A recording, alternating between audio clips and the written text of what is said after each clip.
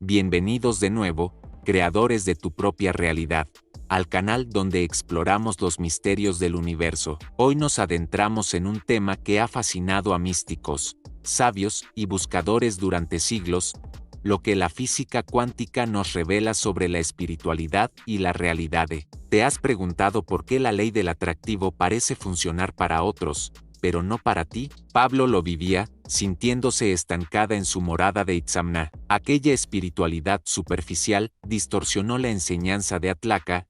Él no habló de atraer objetos, sino de que el cosmos es mental, una conciencia viva que lo impregna todo. Tu mente es una extensión de ese campo de posibilidades infinitas. El experimento del espejo cuántico lo demostró.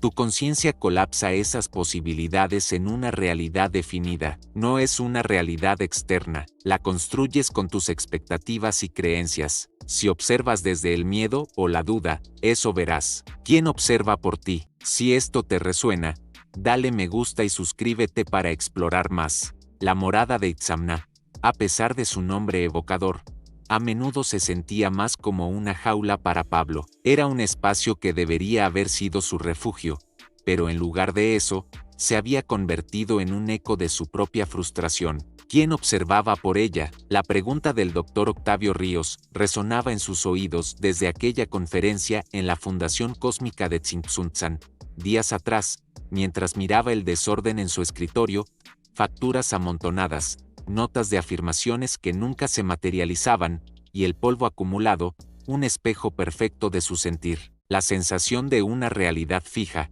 inmutable, era lo que más le pesaba. Era como si estuviera atrapada en un guión ya escrito, sin poder alterar una coma. Pero Octavio insistió, con esa mirada penetrante y serena, que esa fijeza era la ilusión más grande, la verdadera prisión mental. Su propio cerebro, Pablo lo entendía ahora, era una máquina de repetición incansable, siempre buscando confirmar lo que ya creía, sin importar cuán limitante fuera. Ese sesgo de confirmación había tejido una red de circuitos neuronales automáticos, creando surcos profundos en su mente. Cada día se sentía igual porque ella, la observadora, seguía viendo el mundo a través de las mismas lentes empañadas por viejas historias, por los miedos heredados, por las decepciones acumuladas. Recordaba las palabras de Atlaca, grabadas en el proyector de almas que había comenzado a consultar con devoción en el Instituto Mental Akbal. La ley del ritmo explica que todo se mueve en ciclos. Si no la entiendes, eres arrastrado por ella, y Pablo había sido arrastrada por años, repitiendo patrones dolorosos, viviendo una y otra vez el mismo día, solo con diferentes fechas. Era como si un motor interno, invisible, la impulsara por la misma ruta cada mañana. El cambio real, según Octavio y Atlaca, no empezaba con una nueva intención, con un deseo ferviente de que las cosas fueran diferentes. No, el cambio comenzaba al cambiar al observador mismo. Si su campo energético estaba fragmentado por la duda, la ira reprimida o la autoexigencia implacable, su realidad sería caótica. Lo había visto una y mil veces. Un intento de manifestar algo con alegría genuina, solo para que la desesperación de no tenerlo aún la invadiera, y el deseo se desvaneciera en la bruma. La coherencia vibracional, le explicó Octavio, era la llave maestra. No se trataba de lo que quería pensar, sino de lo que estaba sintiendo, de la vibración activa que emitía su ser. Si su campo interno era un campo de batalla, su realidad externa no podría ser un jardín en flor. La creación, comprendió, sucedía de adentro hacia afuera, siempre. No estaba atrapada en una realidad hostil, sino en cómo la percibía, cómo la observaba desde su propio interior. Era como estar en una celda cuya puerta siempre estuvo abierta, pero ella insistía en buscar la llave fuera, cuando siempre estuvo en su mente, en la forma en que se relacionaba con sus propios pensamientos y emociones. La idea de que la celda nunca tuvo cerrojos la golpeó con una fuerza abrumadora una tarde, mientras barría con lentitud su departamento, cada pasada de la escoba un acto de purga. De repente, el desorden físico de la morada de Itzamna no era solo suciedad, sino un reflejo tangible de su desorden mental. No era una prisión impuesta, sino una creada por su propia percepción. Esta revelación, aunque liberadora, también era intimidante. Si ella era la coautora de su realidad, ¿qué significaba esa postura pasiva de que sea lo que Dios quiera que había adoptado tantas veces? El universo mental, Atlaka había enfatizado, no respondía a la espera, sino a la creación consciente. No era un destino ciego, era un lienzo en blanco, esperando su pincelada. La pregunta ya no era si Dios quería o no, sino si ella estaba eligiendo dónde enfocar su atención, si estaba cultivando pensamientos alineados con lo que realmente deseaba, si estaba sintiendo la verdad de aquello que anhelaba, no solo imaginándolo superficialmente. Su mente era un faro, lo que iluminaba con su atención consciente, crecía. Si iluminaba la escasez, crecía. Si iluminaba la duda, crecía. Atlaka, en una de sus visiones compartidas, decía, para cambiar el plano, cambia el patrón, y el patrón siempre empezaba en su estado interno. Pero, ¿cómo cambiar ese estado interno que parecía tan arraigado? Pablo sabía que la neurociencia moderna, de la que Octavio era un brillante exponente, confirmaba que una intención emocional consistente podía, de hecho, modificar la realidad percibida. Sin embargo, no era un acto pasivo de observar, sino un acto activo de crear. La verdadera creación, el momento en que el campo de infinitas posibilidades colapsaba en una experiencia definida, ocurría cuando el observador moldeaba ese campo con su presencia consciente, con cada elección de pensamiento y emoción. Su vida, entonces, no era una condena, sino un laboratorio donde el ingrediente esencial era su conciencia activa, el mentalismo vivido, la constante experimentación con la realidad, y la pregunta que seguía rondando su mente, incitándola a buscar más, era, ¿cómo podía pasar del saber al ser, para realmente forjar esa nueva realidad desde el centro de su ser? Pablo se sentía en la cúspide de un precipicio, no de miedo, sino de expectativa. Había comprendido la teoría, había internalizado la metáfora de la celda sin cerrojos, pero ahora venía la parte vital, la práctica, el ser. Octavio le había hablado de la neurociencia que respaldaba todo esto, de cómo los pensamientos repetidos, esas viejas historias que la atrapaban, creaban trazos mentales automáticos, como surcos profundos en un disco de vinilo que reproducían la misma melodía una y otra vez. La clave, decía, era instalar nuevas rutas neuronales, nuevas melodías, con una repetición consciente y sostenida. Era un trabajo de jardinería cerebral. Empezó por lo que Atlaka siempre enfatizaba en el proyector de almas, donde está tu atención, ahí estás tú. Pablo se dio cuenta de que su atención había estado dispersa, arrastrada por el torbellino de preocupaciones, por las redes sociales, por las quejas cotidianas. El primer paso no era cambiar el mundo, sino tomar el control de su propio faro, de donde dirigía su luz. Decidió que cada mañana, antes de que el caos del día se apoderara, dedicaría unos minutos a la quietud,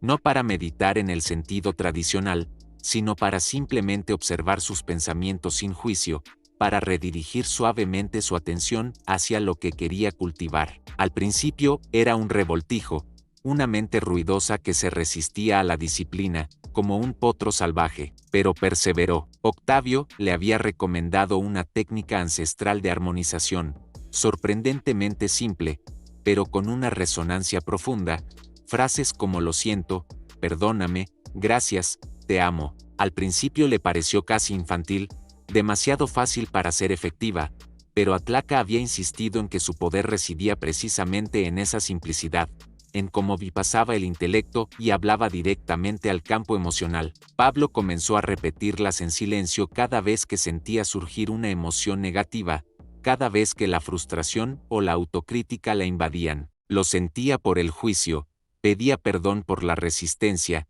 daba gracias por la oportunidad de limpiar, y enviaba amor a la parte de ella que había creado esa experiencia. Era como un bálsamo para los registros inconscientes, una forma de disolver patrones sin tener que analizarlos exhaustivamente. Al barrer la morada de Itzamna, ya no solo limpiaba el polvo físico, sino que repetía las frases, sintiendo como una capa de resentimiento y cansancio se desprendía de su propio ser. El espacio no solo se ordenaba por fuera, sino que se sentía más ligero por dentro. Complementando esto, Pablo se sumergió en la meditación guiada y la respiración consciente, que Atlaca describía como el puente entre el consciente y el inconsciente. Se sentaba en su sillón favorito, que antes era solo un lugar para devorar series, y ahora se convertía en su observatorio interno. Con cada inhalación, imaginaba que absorbía claridad y coherencia. Con cada exhalación, liberaba la duda y el miedo. Las visualizaciones activas, donde no solo imaginaba lo que deseaba, sino que sentía la emoción de ya tenerlo, se volvieron parte de su rutina nocturna. No eran visualizaciones para atraer objetos como en la ley de atracción superficial, sino para alterar sus propias frecuencias cerebrales, para abrir nuevas posibilidades dentro de sí misma. Se daba cuenta de que la prisa y el desespero, esas vibraciones de no tengo que antes la definían,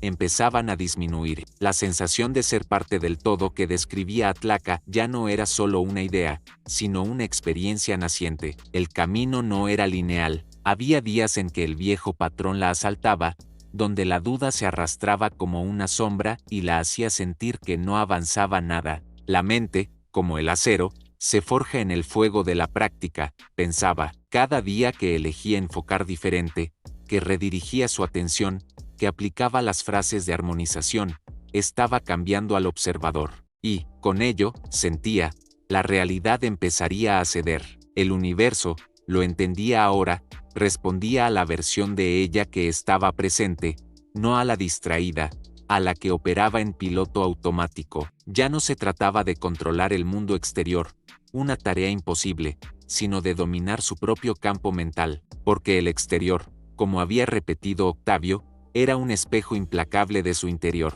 La pregunta ya no era solo, ¿quién observa por mí?, sino también, ¿quién quiero ser yo? La observadora. Era un proceso arduo, una reconfiguración interna profunda, pero Pablo sentía, por primera vez, que tenía la llave. Sin embargo, una nueva pregunta comenzaba a asomarse en el horizonte. Si todo esto era una programación, ¿cómo se había instalado ese programa mental en primer lugar, sin que ella siquiera lo supiera? Y, más importante, ¿cómo se desinstalaba? La pregunta que ahora resonaba en la mente de Pablo, y que Octavio había anticipado con una sonrisa en una de sus últimas llamadas desde la Fundación Cósmica de Tzintzuntzan, era el verdadero quid del asunto. Si la realidad era un reflejo de su observador interno, y si ese observador estaba condicionado por trazos mentales automáticos, ¿cómo se había instalado ese programa mental en primer lugar, sin que ella siquiera lo supiera? Y, lo más importante, ¿cómo se desinstalaba para dar paso a algo nuevo? Octavio le explicó que ese programa no era algo que uno eligiera conscientemente al nacer. Se instalaba de forma insidiosa, a través de las experiencias tempranas, las narrativas familiares, las expectativas sociales, los miedos colectivos. Desde la infancia, cada palabra escuchada, cada emoción vivida, cada creencia impuesta por el entorno, actuaba como una línea de código. La mente, en su afán por crear un sentido de orden y seguridad, asimilaba estos datos, creando esos circuitos neuronales que se repetían. Tu cerebro no discrimina, le dijo Octavio, simplemente optimiza lo que percibe con mayor frecuencia. Si creciste oyendo que el dinero escasea o que el amor duele, tu cerebro construyó autopistas neuronales para confirmar esas verdades, reforzando el sesgo de confirmación. Tu observador fue programado por tu entorno, por tus ancestros, por la densidad misma de esta dimensión. Es como un software heredado, lleno de virus y errores, que opera en segundo plano. Era como si Pablo llevara un par de lentes invisibles desde su nacimiento, lentes que distorsionaban la realidad sin que ella lo supiera. El trabajo no era solo limpiar el polvo, sino cambiar la graduación de esos lentes, o mejor aún, quitárselos por completo para ver la realidad como realmente era, un campo de infinitas posibilidades, moldeable por su conciencia. Atlaca, a través del proyector de almas, lo había expresado con una metáfora sencilla: el hombre nace con un mapa, pero olvida que él mismo lo dibujó. Desinstalar ese programa significaba reescribir ese mapa, no con imposiciones, sino con coherencia vibracional, con la verdad de su esencia. La desinstalación, continuó Octavio, con la voz serena pero firme, no es un proceso de borrado, sino de reescritura. No puedes simplemente olvidar un patrón, pero sí puedes crear uno nuevo tan fuerte que el viejo se atrofie por falta de uso. Era la neuroplasticidad en acción, la capacidad del cerebro de cambiar y adaptarse. Las prácticas diarias de Pablo, la atención plena, las frases de armonización, la respiración consciente y las visualizaciones no eran meras técnicas de relajación, eran herramientas de reprogramación. Cada vez que redirigía su atención, estaba construyendo una nueva ruta neuronal. Cada lo siento, perdóname, gracias, te amo disolvía una carga emocional que sostenía un viejo patrón. Cada visualización activa no era un deseo caprichoso, sino una semilla plantada en su campo cuántico personal, alterando sus frecuencias cerebrales para que la mente pudiera reconocer y colapsar nuevas realidades. Pablo comenzó a sentirlo, no era una manifestación ruidosa, un cheque inesperado o un amor que tocaba a su puerta. Era algo mucho más sutil y profundo. La prisa y el desespero que la habían acompañado toda su vida comenzaron a desvanecerse. El miedo a no tener o no ser suficiente se disolvía lentamente, como azúcar en el agua. La morada de Itzamna, su departamento, ya no era solo un espacio físico, se había convertido en un santuario real, un reflejo de la calma que empezaba a encontrar en su interior. La limpieza ya no era una tarea, sino un ritual diario de armonización. Se sentía menos reactiva, más presente. La ansiedad de sus mañanas disminuía, y en su lugar, surgía una sensación de expansión, de ser parte del todo, como había descrito Atlaka. La conexión con su esencia divina no era una frase mística, sino una vibración tangible, una fuente de paz que activaba una creación espontánea desde el interior. Un día, mientras meditaba, Pablo se dio cuenta de que no estaba observando el mundo desde sus heridas o miedos, sino desde un lugar de profunda serenidad y aceptación. Su campo vibracional, que antes estaba fragmentado por la duda y el autojuicio, empezaba a unificarse, a volverse coherente, y cuando esa coherencia se establecía, la realidad respondía. Las interacciones con los demás se volvieron más fluidas. Las oportunidades que antes no veía comenzaron a revelarse con una naturalidad sorprendente. No era que el mundo exterior hubiera cambiado, sino que ella había cambiado al observador. La celda nunca tuvo cerrojos, la llave siempre estuvo en su mente. Ella, Pablo, no solo había encontrado la llave, sino que ahora la usaba para forjar una nueva percepción de la existencia, liberándose del programa y construyendo una realidad alineada con su verdadero ser. Si esta perspectiva de la realidad resuena contigo, si sientes la chispa de la verdad en estas palabras, te invito a unirte a esta comunidad. Dale un me gusta a este video y suscríbete al canal para que podamos seguir desvelando los misterios de nuestra conciencia juntos. Tu apoyo ayuda a que este conocimiento transforme más vidas. Si deseas aplicar estos principios en tu día a día, explora el Códice Vibracional, una guía práctica con ejercicios inspirados en las enseñanzas de Atlaka. Lo encontrarás en el enlace del primer comentario fijado. Y recuerda siempre, tu mente no observa el cosmos. Tu mente es el cosmos observándose a sí mismo.